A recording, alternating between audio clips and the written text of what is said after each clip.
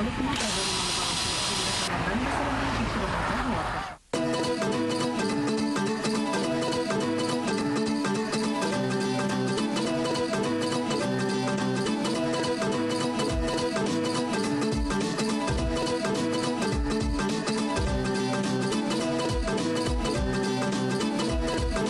Aldım kulağım bırak gittim uğram boyunan.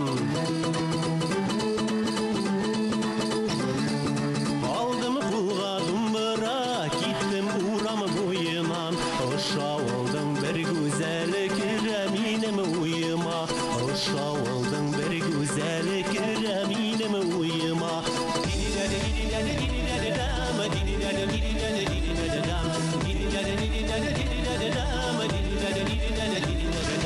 Aşağı oldum bir güzel kireminim uyuma.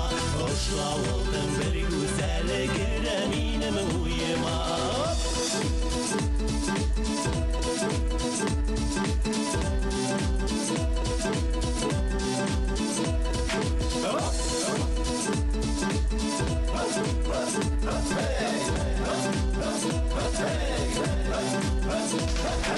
Eyde yenim hav boyuna dumbra sirtem beyirin. Eyde yenim hav boyuna dumbra sirtem beyirin. Attan sen asılan havga bardım deyirin. Attan sen asılan havga bardım deyirin. Hay hay hay, hey hey hey, hay hay hay, hey hey hey, hay hay hay, hey hey hey, hay hay hay, hey hey hey.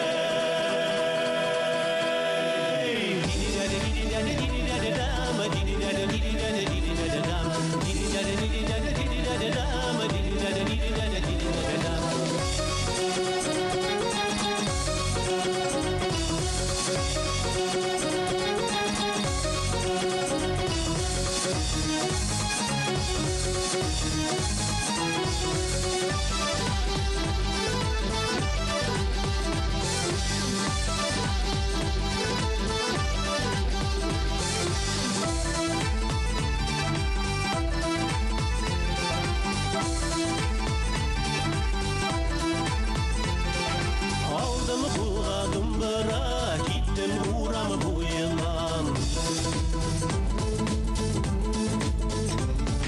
Aldım kulağım bırak gittim uğram boyundan. Aşağı oldum bir güzel kireminim uyuma.